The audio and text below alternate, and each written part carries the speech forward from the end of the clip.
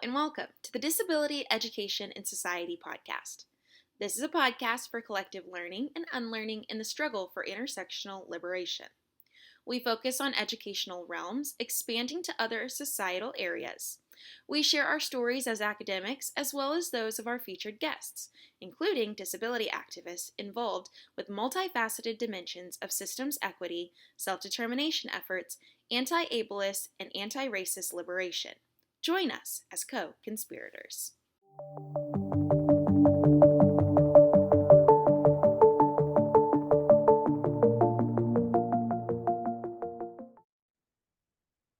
Hello, welcome to the Disability Education and Society podcast.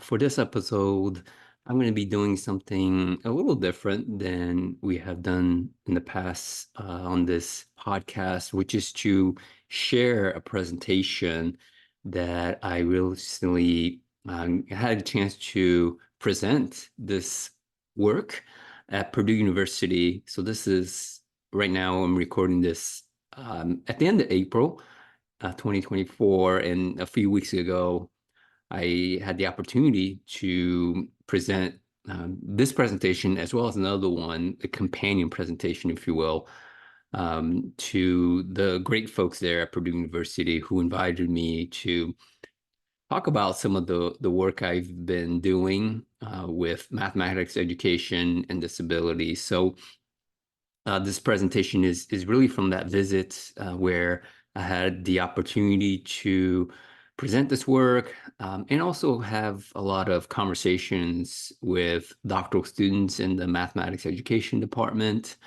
and faculty there as well. So it was a really good visit. I really enjoyed it, and I want to share my gratitude to the folks there who made that visit possible. And for this podcast, I really also want to share some of the ideas from there so that it is more accessible to other folks besides the relatively small community there at Purdue University, which included both folks in the College of Education as well as the mathematics department.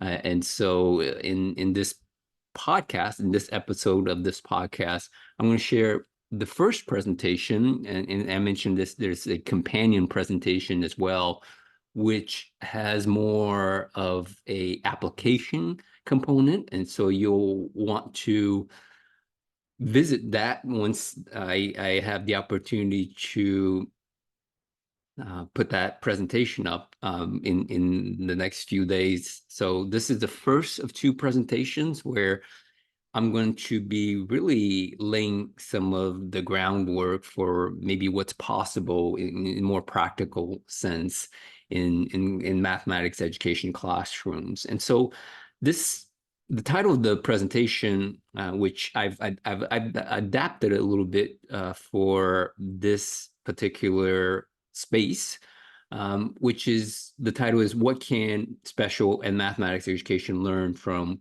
Prison Abolition Movements?"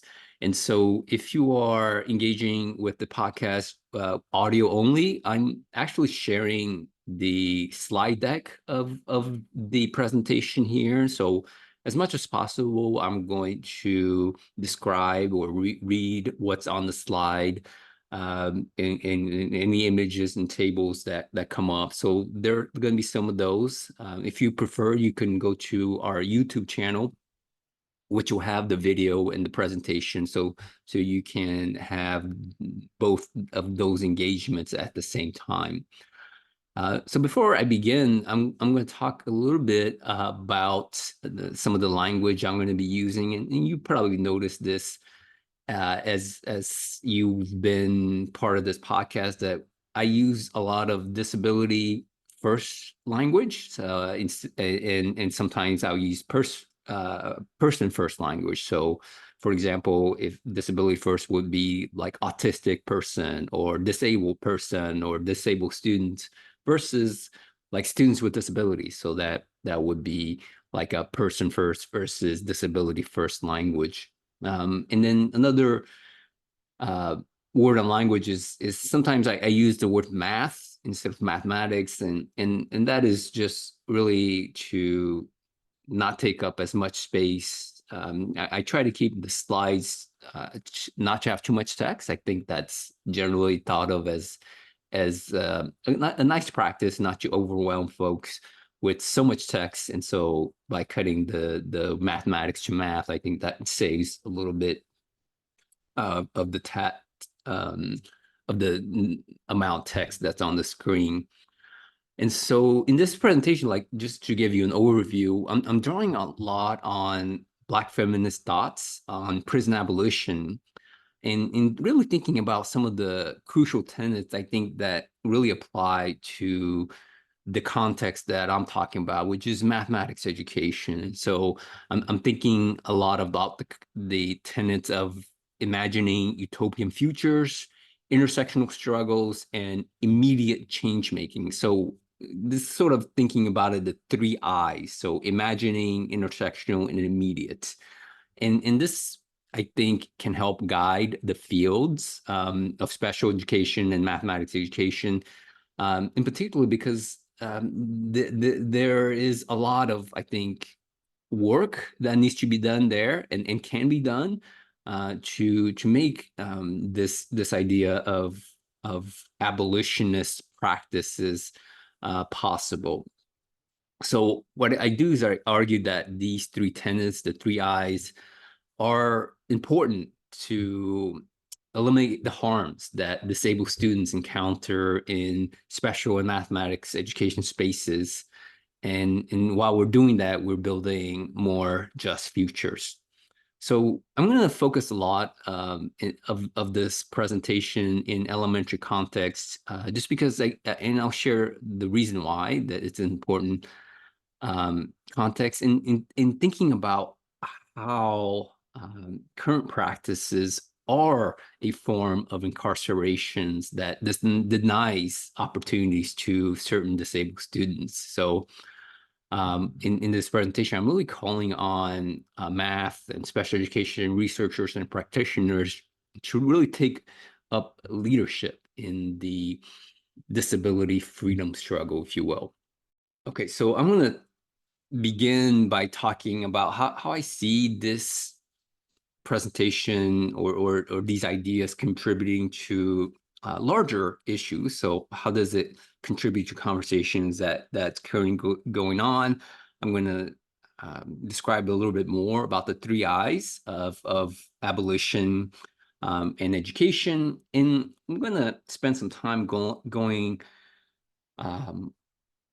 examining the data on this inclusion. And so there's data out there that is gathered, that's required to be gathered by states in the United States to get a gauge of how to what extent are we practicing inclusion. And I mean, this is a very rough idea, which I'll talk a little bit more about in this presentation.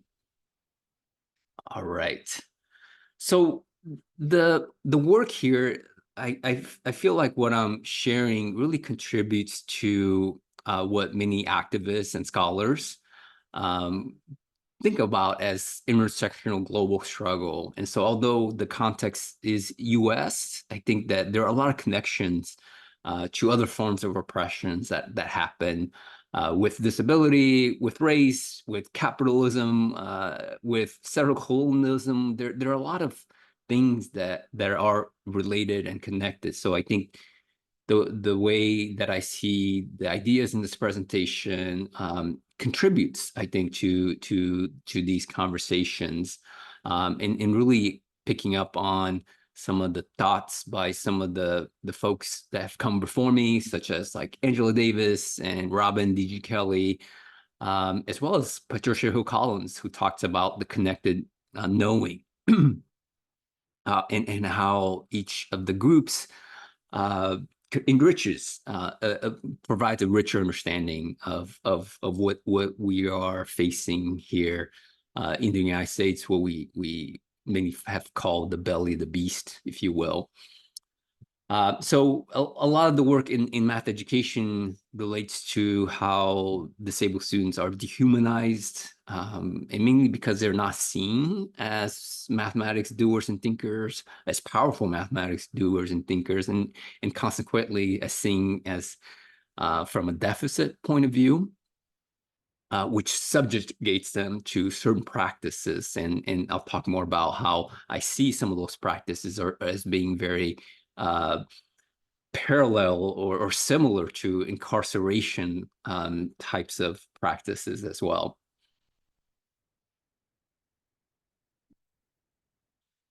Okay, so when I mention abolition, I mean there's so much work around abolition. I'm going to recommend some follow-up for us to get a better sense of abolition. I do think that uh, Ruth Wilson Gilmore has shared some really, I think, powerful and succinct way to think about abolition in very clear ways as well. And so I'm going to read this quote that has sort of the essence what I think about abolition, particularly for this presentation, and how we can think about this idea a little bit more in mathematics and special education contexts. So this is a quote from Ruth Wilson Gilmore, and I'm going to read it out loud here. Abolition is not absence, it is presence. What the world will become already exists in fragments and pieces, experiments, and possibilities. For those who feel in their gut deep anxiety that abolition means knock it all down, scorch the earth, and start something new, let that go.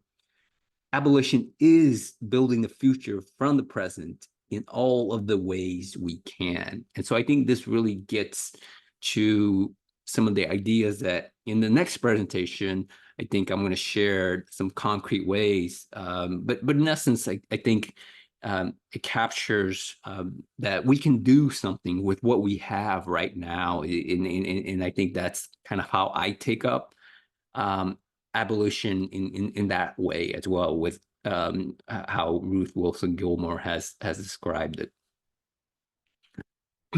So a lot of the work that I'm going to be sharing today really comes from some of the thought leaders in this area, and in particular, I name out a few of the texts that I'm drawing from. So the first text is Abolition, period, feminism, period, now. And this is written by four authors, and Angela Davis, Gina Dent, Erica Miners, and Beth Ritchie, the book that came out in 2022, as well as another book that has greatly informed a lot of my thinking currently, which is Liat Benmoshe's book on decarcerating disability.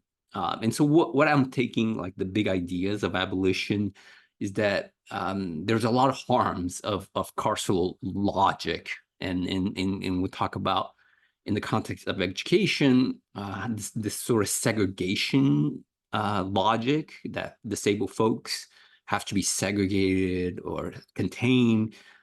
So that's in abolition ways of thinking is the harmfulness, and as well as what I shared in the previous quote of from Ruth Wilson Gilmore talks about not only dismantling and also building, because alternatives to non-segregationist sort of setting is not ready-made yet. So we have to build, we have to dismantle at the same time we're building something that does not yet exist.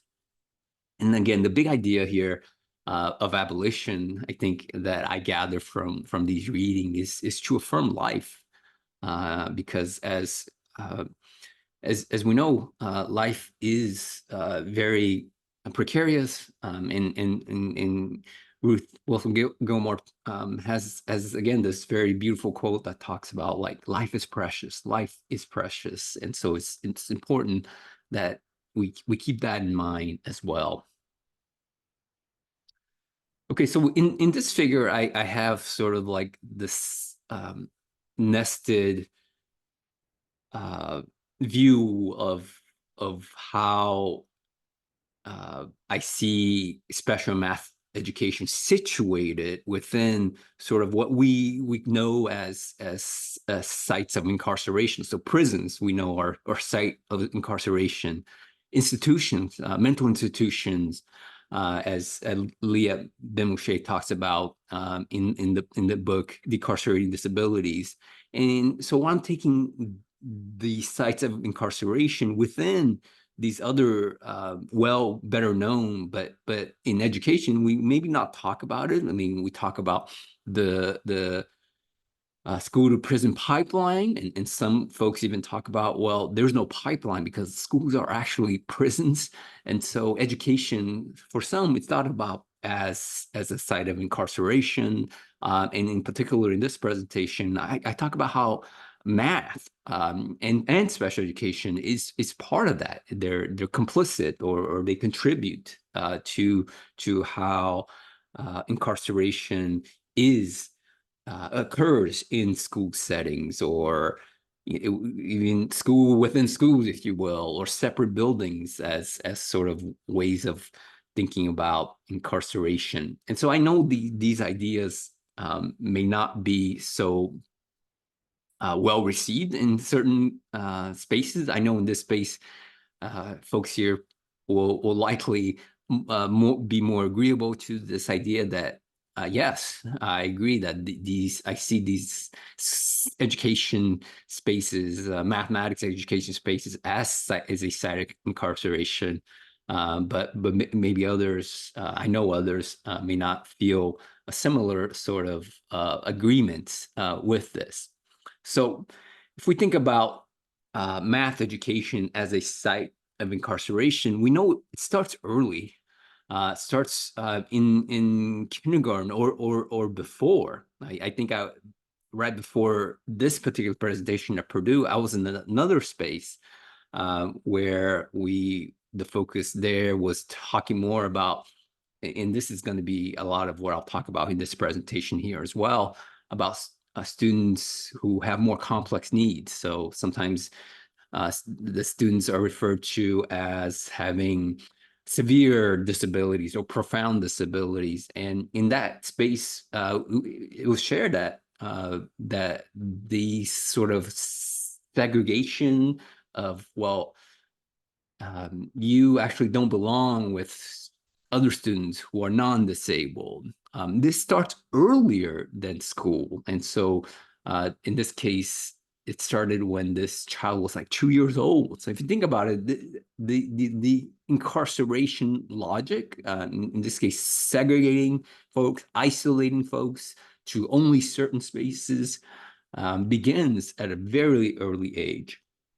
And in math, I think there are much evidence about how we track ability. We determine math ability very early on. And so if you have a high ability, you are tracked into a higher class. And if you have gaps, so-called math learning gaps or skill gaps, then maybe you are tracked into a lower or remedial sort of trajectory, if you will. And we know it's very clear that if once you're tracked, like the idea, right, the so-called theory is to say, well, if you're on that lower track, we're going to build your skills so that you will eventually catch up to those in the higher track. But it's pretty clear for many of us that that's never going to happen. Because you're not going to have the opportunities, right? The opportunities to engage with the kinds of math that will allow you to catch up. I mean, you're just doing remedial math, you're doing basic math over and over and over again. And the hope, right, and the promise is that you will eventually catch up. But again, if that tracking starts early in kindergarten, pre-K, then you are really in a lot of ways disabling students mathematically very early on.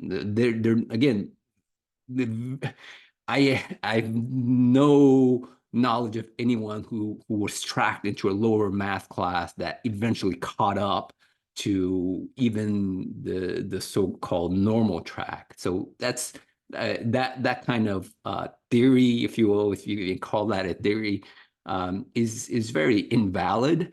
And so it's very disturbing. It makes me angry just having this talking about it.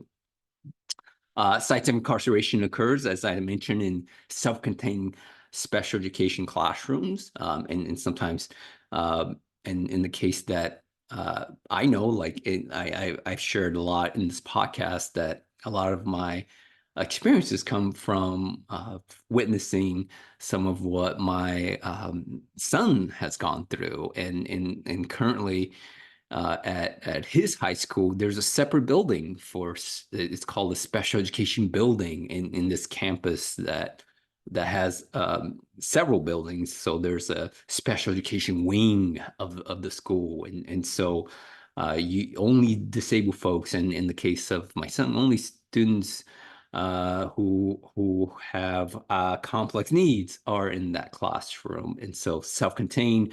And when he was younger, a lot of what he had to do to learn life skills and maybe go to other classrooms, but it was to not take part in that classroom academically or socially, but to pick up recycling material. So you can imagine in that situation, you have disabled folks come in to spaces where they're non-disabled, mostly non-disabled students, and they are the ones cleaning up, uh, gathering recycling materials, whatever the case is. So again, I see that as a lot of sites of incarceration where students are supposed to be engaging in math, but actually they're not thought of mathematics knowers and doers, and so maybe we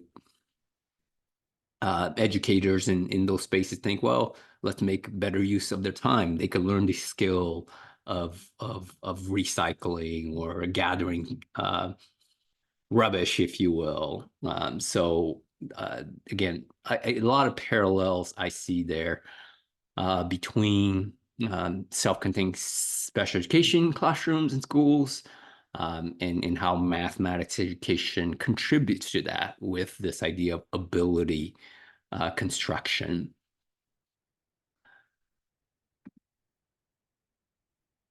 So there are, as I mentioned, a lot of harms of that can happen here. Disablement, I talked about dehumanization.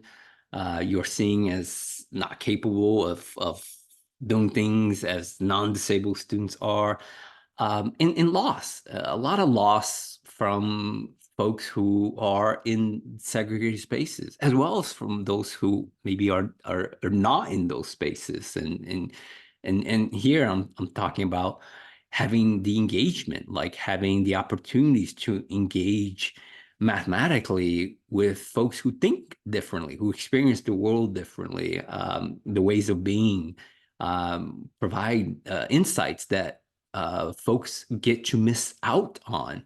And so a lot of harms happen within these kinds of logics, the segregation logic and spaces that non-disabled, you get to only engage with folks who are non-disabled who are closely resemble non-disabled. So this idea of non-disabled being the normal, and everybody should achieve that ideal, and yet folks who are further away from the norm need to be segregated so that we are not affecting negatively. The rationales often were negatively affecting their learning, their mathematics learning, because but the in fact we are, because we're not providing opportunities to engage with different forms, again, of knowing and doing mathematics.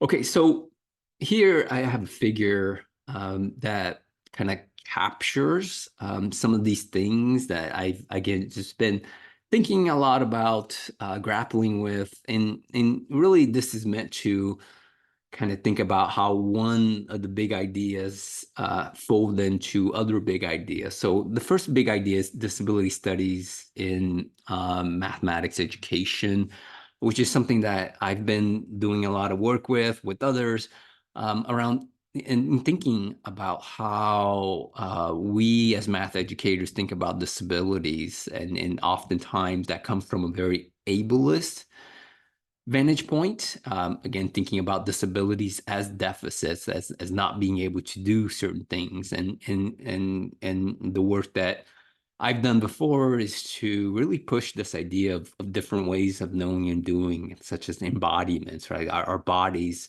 can do or can engage in mathematics in ways that we only think, well, you can only engage in mathematics with paper and pencil or on the computer. But I think spatially, if you think about that, I mean, there's a lot of mathematics that happen. Embodiment is one of the ideas. So I've talked a lot about this idea of mathematics of instead of mathematics for. And so that's kind of some of the work with disability studies in mathematics education, is that we could think about the idea that all of us are mathematical. We're born mathematical. We engage in mathematics from the time we enter this world. But there's only certain forms of mathematics that is endorsed or is thought of mathematical. And so that is a slice, if you will, of a whole field of mathematics that we could think about, that we can acknowledge, that we can affirm, that we can learn from. And yet in schools, right, we only think about certain ways, and we sanction a certain way of knowing and doing mathematics. And now in this presentation, I'm folding in the ideas of abolitionist tenets. Again, the ideas of imagining intersectional immediacy, which is something that was missing from some of my earlier work with disability studies in mathematics education. So I think that abolitionist tenets has really can really help inform the math education, and particularly when we talk about the issues of disabilities.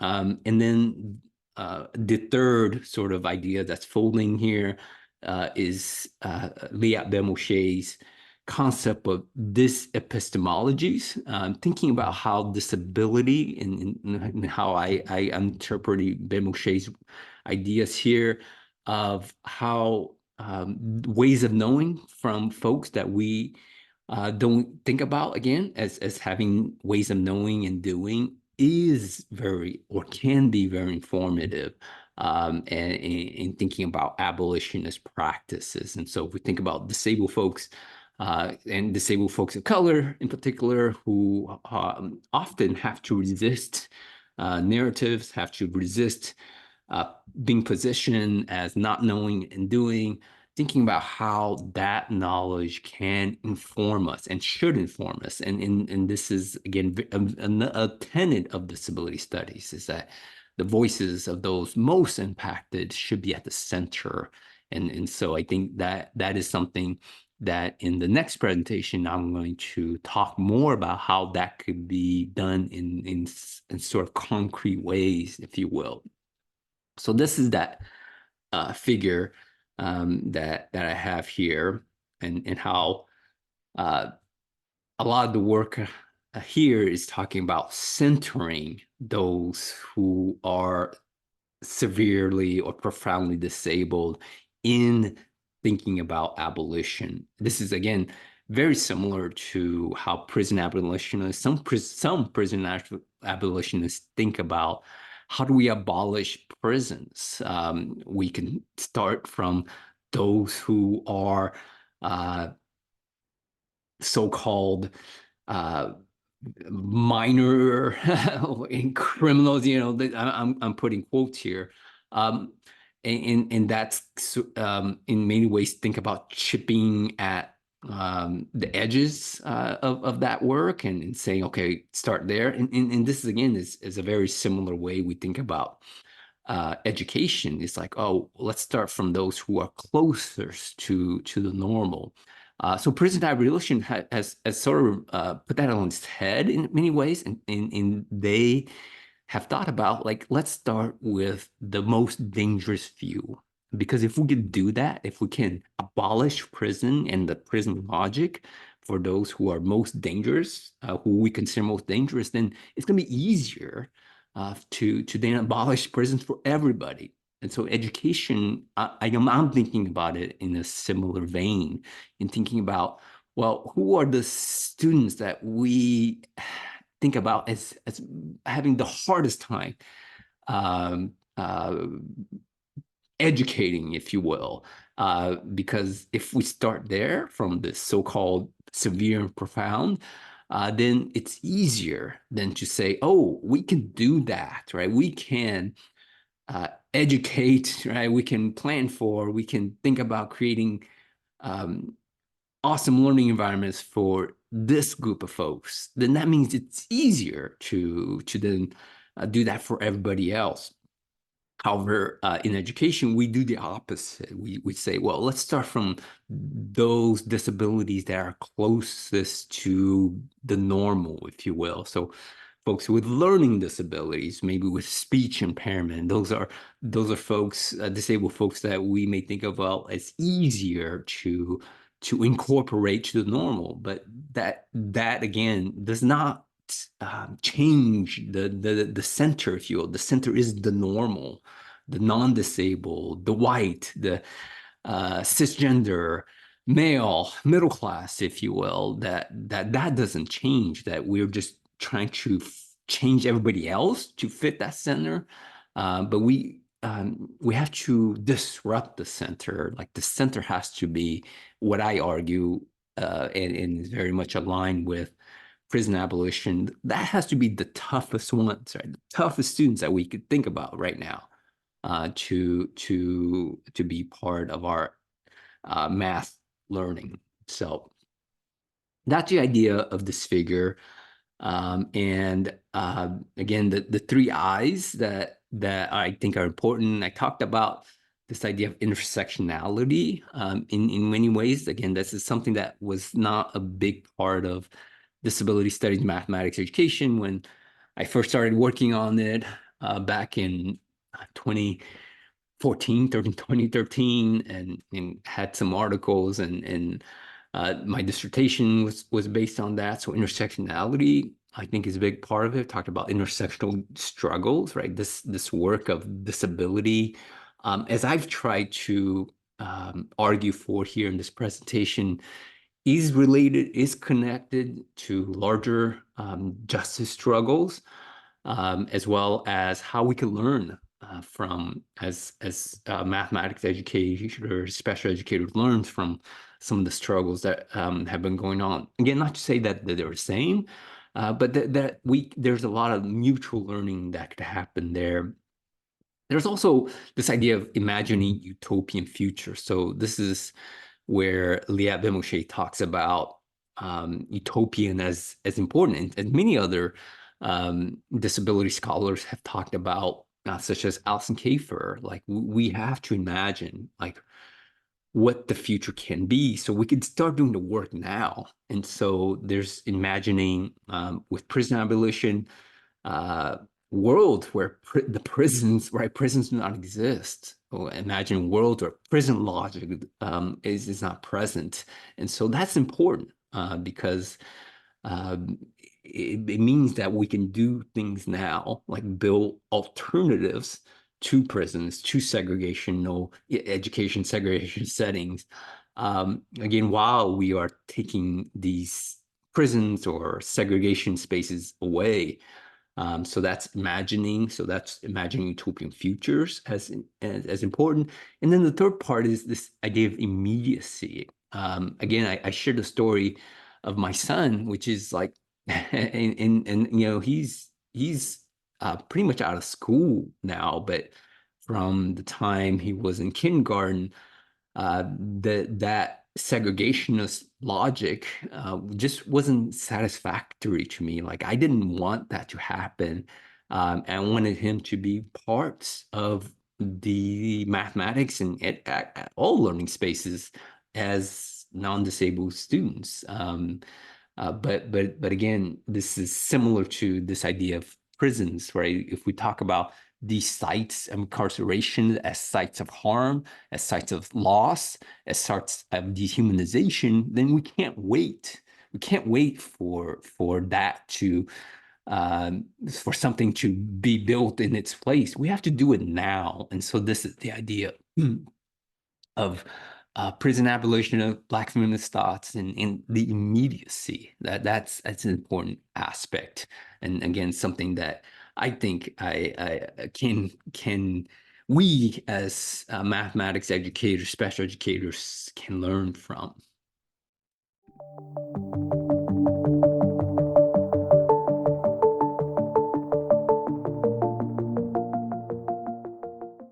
Hi there. While we intend to make our podcast as accessible as possible, we ask those that have the financial means to support us by subscribing as a patron to our podcast for as little as $5 a month. To subscribe, go to our website, disabilityed.podbean.com. By subscribing as a patron, you will help ensure that we can continue to create and share new episodes while supporting other co-conspirators who face financial and health difficulties. For those with financial difficulties, please connect with us about obtaining a free copy of our books and/or engaging in additional conversations with us. You can also support this show by hitting the follow button, share this podcast with among your network, and leave us a comment and positive rating. Your support means so much.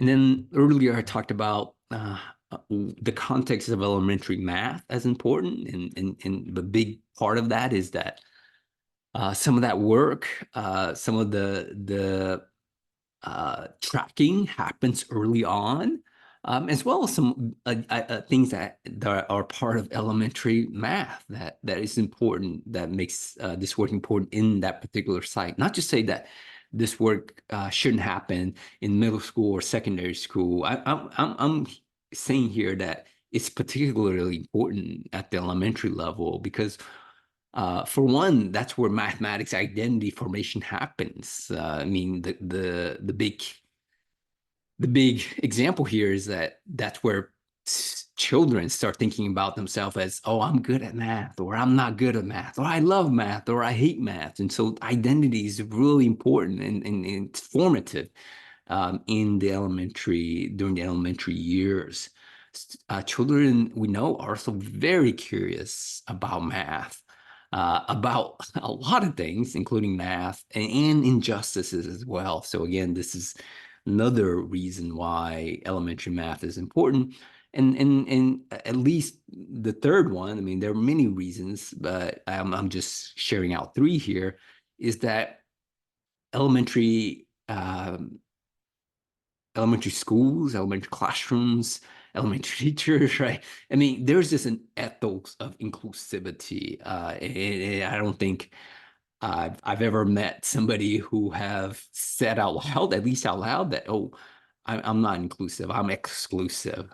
Because elementary is about belonging. A lot of what teachers try to do, administrators try to do, is to say, hey, we want to make sure children feel that they belong. I mean, that's the affective part of education is really important. And so inclusivity is something that is valued in many ways. And so I would say less so as you get on up in the elementary level, as you get into third, fourth, fifth grade, right? Where testing kind of takes over, and I don't know about inclusivity anymore. We have other things to worry about. Again, this speaks to larger issues we have in education. But again, this is a big part of elementary education, is that this idea of inclusivity is important as well. So that's how I'm going to, again, the companion presentation will again focus on elementary setting. Again, but again, I don't want to discourage others who say, well, I'm more focused in middle or secondary, because I think there are a lot of great ideas that you can glean from presentation as well. And so I'm going to get into some of the data that we have here, that gets to this idea of how are we doing with inclusivity, if you will, and again, why abolition is important to think about, because the data that we have, as you'll notice, show how well or not well we're doing. And I'm just going to say it, we're not doing well.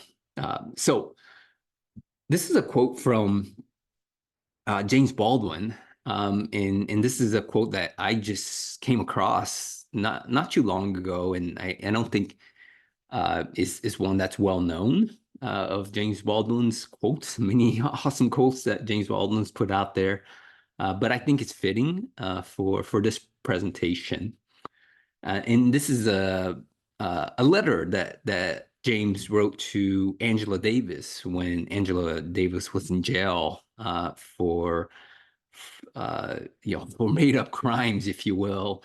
I think it was in the 70s. I think that's when Angela Davis was put in jail for essentially our repressive government and FBI thinking of Angela Davis as a threat. So James Baldwin writes, those words, progress and democracy, now on American lips, have become a kind of universal obscenity.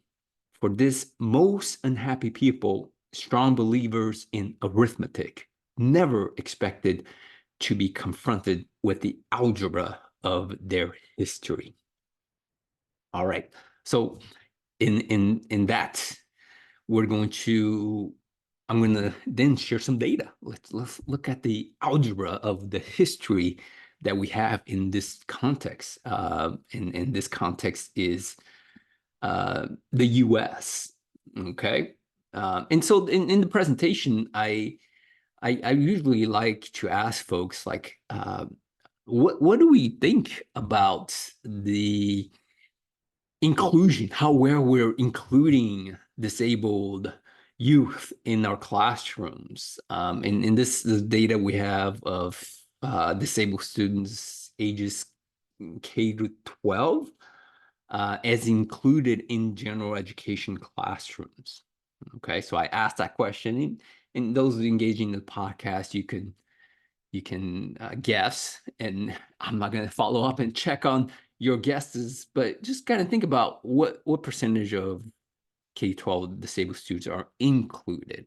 And this is from data that is gathered from the U.S. Department of Education. It's required, it's mandated federal data that states have to collect. So we have that data, and we have that data for many years. And so take a guess. And in this graphic here that I have the years from 1989 to 2021. That's our most recent data that we have. And the graph is the percentage of disabled students ages 6 to 21 spending 80% or more of their school day in general education classrooms. So this is really the 80% or more of their, like, if think about a student in a school and they're spending 80% of their school day in a general education class. And that could be in math, that could be in language arts, it could be social studies, science, lunch sometimes, arts, PE. I mean, those are all considered general education spaces, which, again, as a side question here, like, who are general education spaces for? That's something to think about. Clearly, they're not for everybody, even though it's general.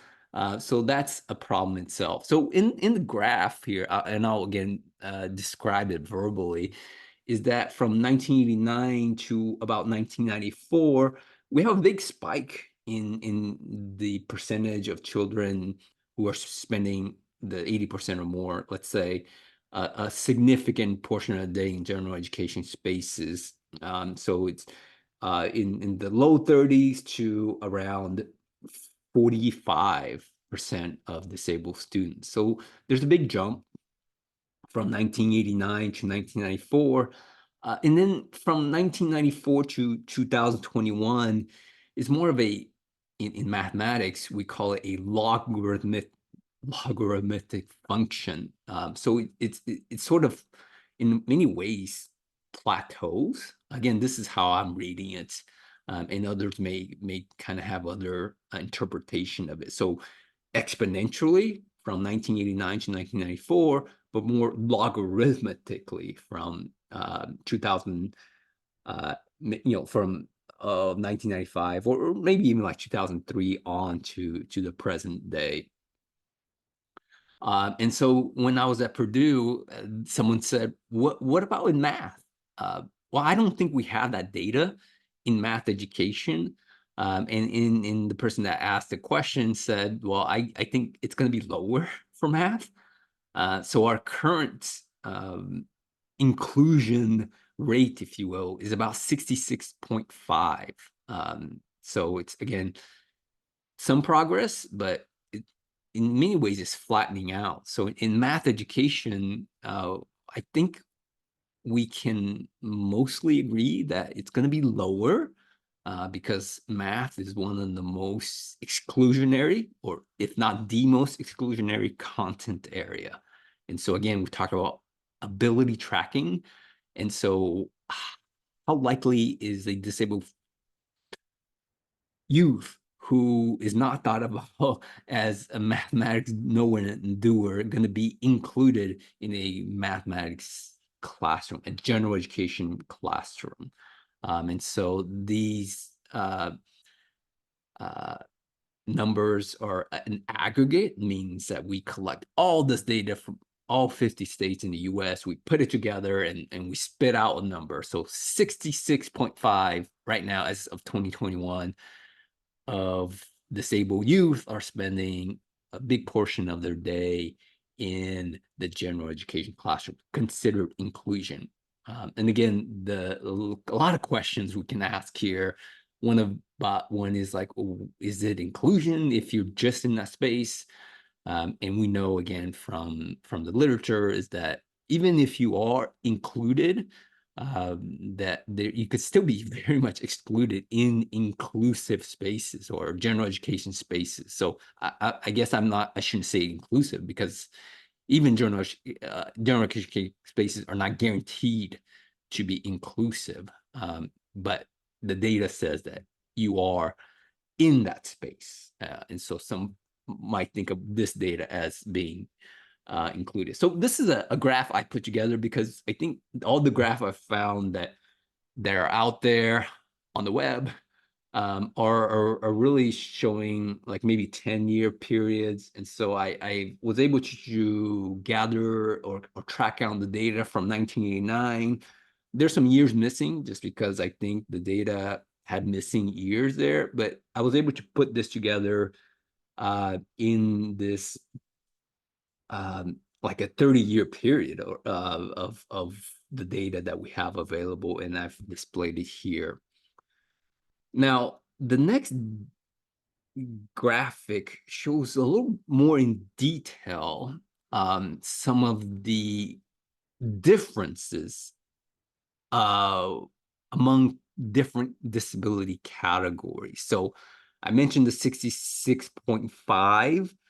Now, that is going to be varied based on the disability. Again, we have the data, and we have a lot of numbers and a lot of data here. And again, I put this in a graphic, and I'll describe this graphic to you, which has the 13 disability categories. It's a bar graph with 13 disability categories on the horizontal axis.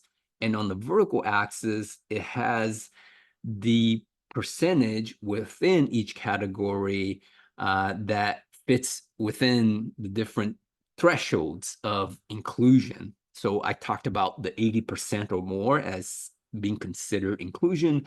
There's another band which is between 40 and 79%. There's a third band which is less than 40%. And then there are other bands. And the one that I included here are like separate schools or homeschool and so forth. But the big idea in this particular figure is that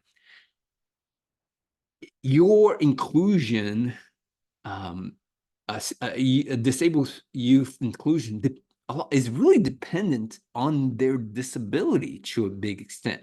So the disabilities that have the highest number of inclusion are learning disabilities, around 75.1, speech language impairment, 88.3.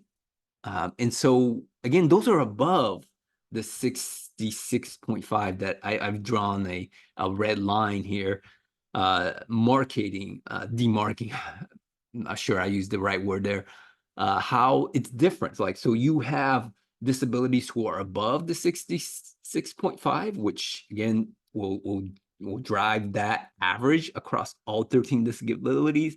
And then you have disabilities that are going to be a lot lower than the 66.5. And so one of them is intellectual disabilities, which comes in at 20.1, or multiple disabilities at 15.5, emotional disturbances 55.1, and autism 40.8. So those are a lot lower. And in the next slide, I'll show you how that intersects with race. And so most white youth are categorized or put in the category of learning disabilities. Again, that one of the highest inclusion rates, if you will, speech language impairment, while those students of color are more likely to be placed in the other categories that are less likely to be included, or with the lower race that I shared. And then I'll also point out some of the separate school numbers, which again tends to be higher for certain disabilities, lower for other disabilities. So you have deaf blindness as a disability that tends to be is the highest disability that tends to have separate schooling. Multiple disabilities, intellectual disabilities, emotional disturbances. So separate school is another placement option. And Leah Bemoshe talks about this least restricted environment, which many other scholars have talked about. That's a problem, because it gives schools an option to say, well, this student's least restricted environment is a separate school. This student's least environment is a separate classroom. And so if you have that option, as many critics will say, then students are going to be placed there. So the idea is that, as with prison abolition, like if we don't have those options, right? If we don't have the options of segregating students, then inclusion is the default, in the continuum of services, or the least restricted environment. If you don't have the options, then we have to do what we have to do. And again, it's not an easy task. It's not something that we have in place, but it's an abolitionist way of thinking about what the data is here, which is to say, well, different disabilities are going to be placed differently, right, based on your disability, based on your race, right? And so it's important, again, to think about why abolitionists ways of knowing and doing and thinking of things, and approaches to dismantling current practices is important. All right. So here's the disproportionality data, which comes from the Office of Special Education. I'm just going to read these because I kind of shared them already in the previous slide. So first, Asian disabled students more likely to be labeled with autism or hearing impairment. Again, you could think about the stereotypes of Asians and how and why, right? That tends that those disability categories tend to happen to that group of students. Black disabled students more likely to be labeled as intellectually disabled or emotionally having emotional disturbance. Again, who's determining these disabilities, and how are they determining? These are questions. Latinx disabled students more likely to be labeled as hearing impaired, intellectually disabled, or having specific learning disability. And then the last one I mentioned, white disabled students more likely to be served inside a regular classroom 80% more of the day. Again, this parallels a lot with some of the bigger systemic things that happen here in the United States with the Supreme Court decision of Brown versus the Board of Education, which ruled that separate schools for blacks and whites is not equal. And so there was a big effort in the United States to integrate schools, but there was a lot of resistance as well. And so scholars here have talked about how special education has been used as a tool to continue segregate blacks and whites. And so the data bears this out here in that in that way.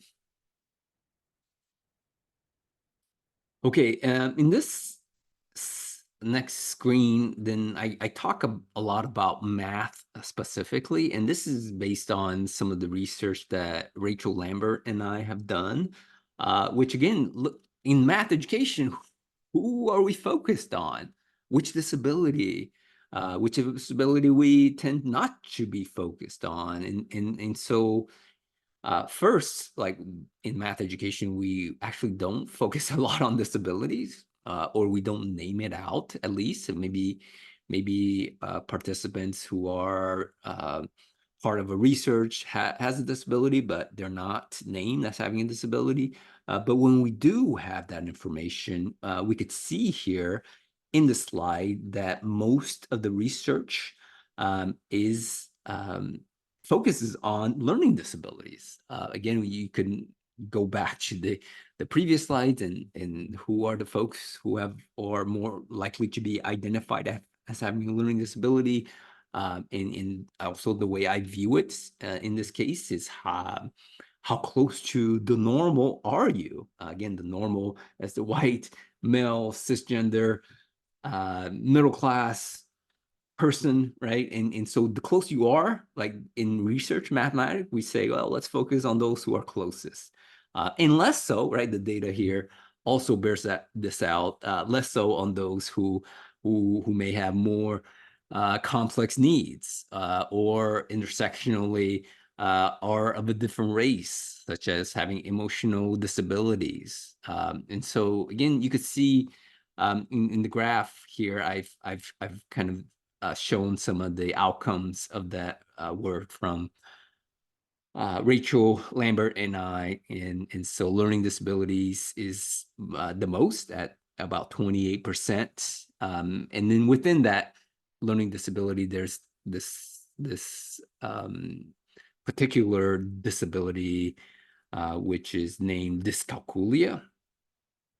That's a topic for another day.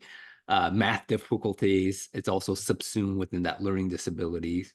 But then the next category, if you will, is intellectual disability, which is a much lower percentage from the 28 that we have to 7% of the articles that we looked at focuses on intellectual disability, autism, pretty much around that and emotional disabilities, as I mentioned. And so, again, the distribution of disability, again, I would say, tends to focus a lot on those who are closest to the center, closest to being so-called normal. And so, again, this is how mathematics education research, I would say, is complicit and perpetuates these ideas. And again, I know that what I'm saying here is not very popular, but I don't mind speaking my truth. Okay, so just some um, ways that, again, with the three I's, that I see math education and again, special education here. When I say special education, I know there are a lot of special educators who are doing some awesome work, who are with this idea as well, and not all special education and not all math education either.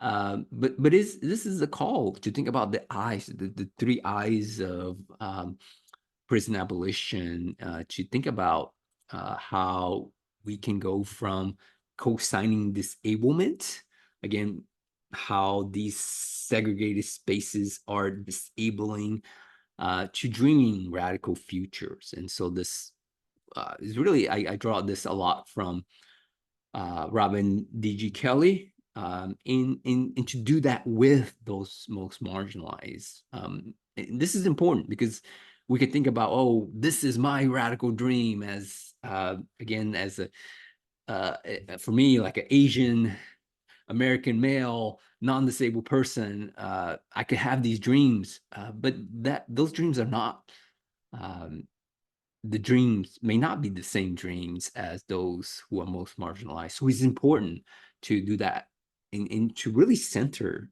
the voices of those more, because they are the ones with, Leah Ben McShay talks about this epistemologies, right? They have a certain way they've experienced being dehumanized, being placed in these segregated spaces. So they know what's possible. They know better than we who think about these incarceration logics as what is natural, which is not. It's something that we've created, which means that, again, we can do something different, but it's important to do it with those who are most marginalized.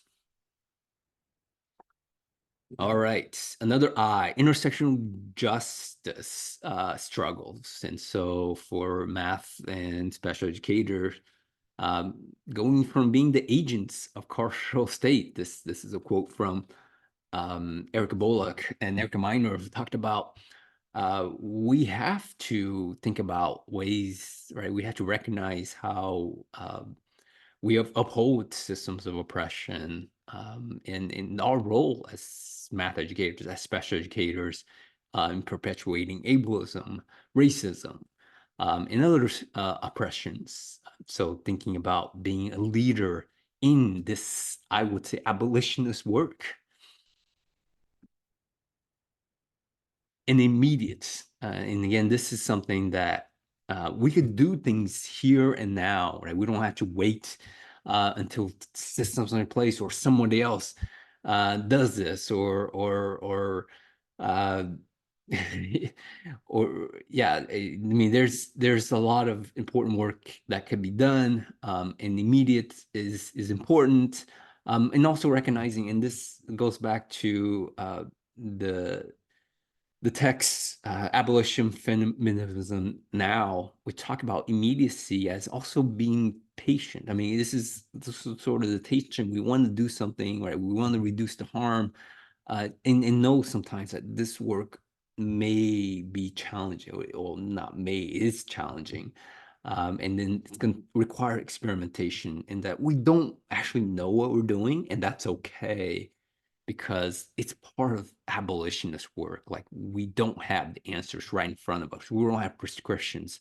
There's many ways to do abolitionist work. It's going to be different with different people in different contexts. And so it's important and again to resist this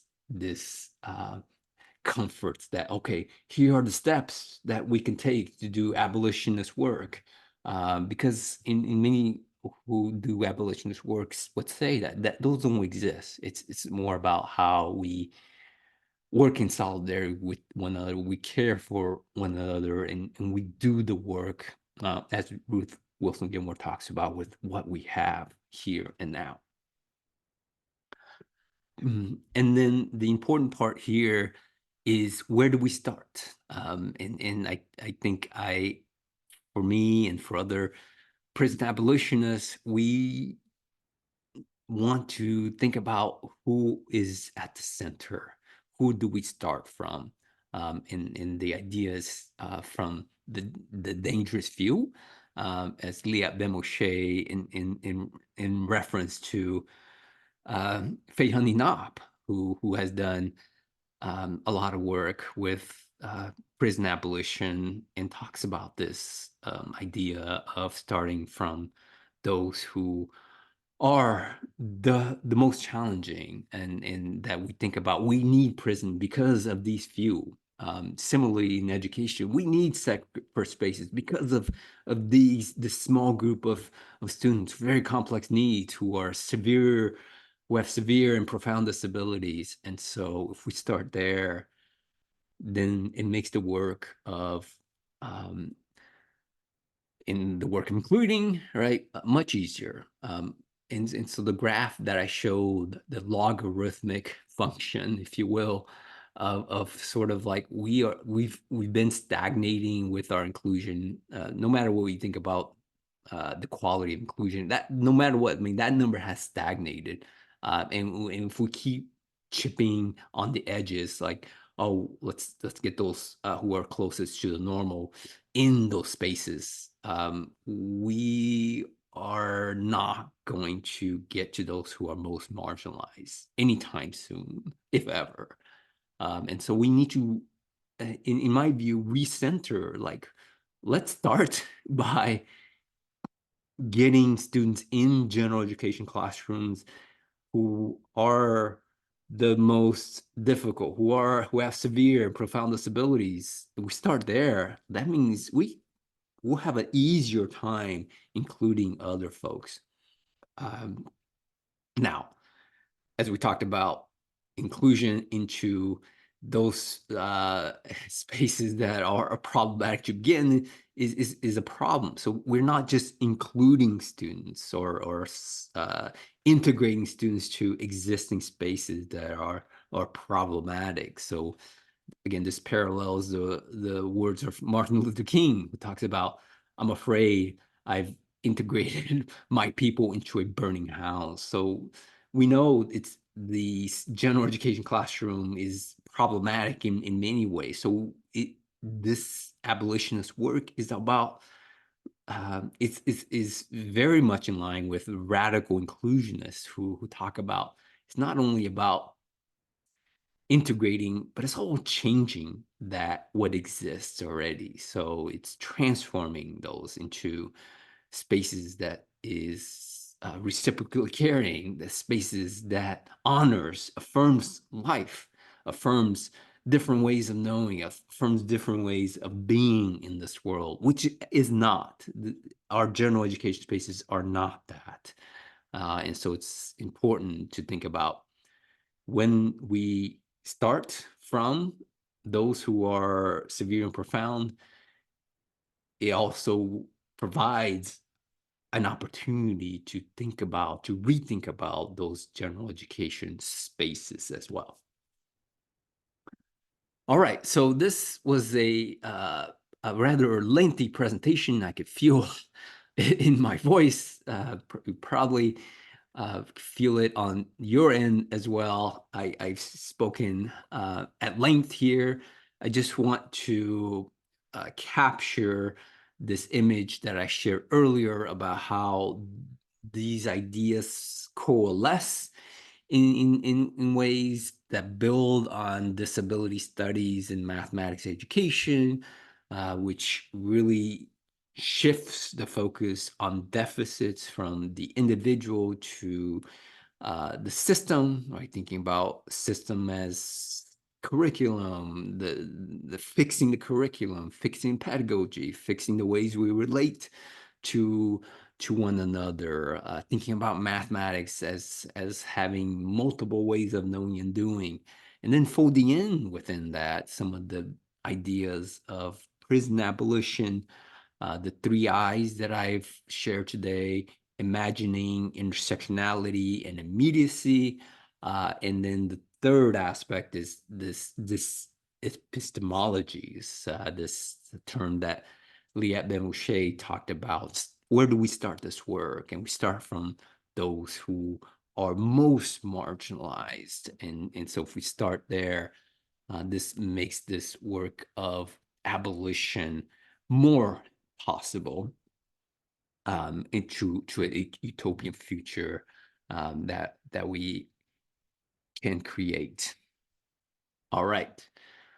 And so I mentioned this quote a little earlier, and I'm going to close this presentation with the quotes from Ruth Wilson Gilmore, who talks about what are we, I mean, this presentation, I think, is really about life and how life is precious, and repeats its life is precious, because it is. And prison abolition is at the heart about life, I think, about how we value certain lives, we devalue other lives, and we have to think, along the lines that all of our lives are very precious, and we have to do something about it. We can't continue to witness, contribute, and take part in the work, that perpetuates these kind of,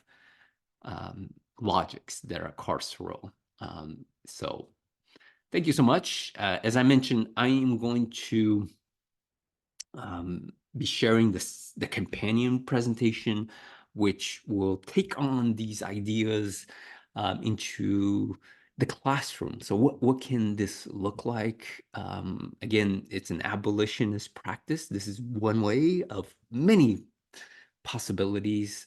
In mathematics, maybe we talk about permutations that is possible to take on. And so stay tuned for the next episode, where I will talk about, and share some ideas that I've done in the work that I do with teachers, elementary teachers, the idea of abolitions, and what can that look like.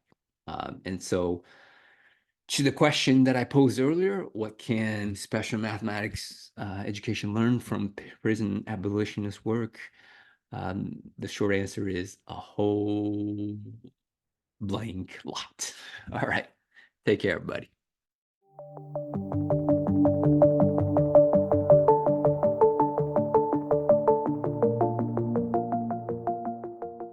Thank you so much for engaging with the DES podcast. We post new episodes every few weeks.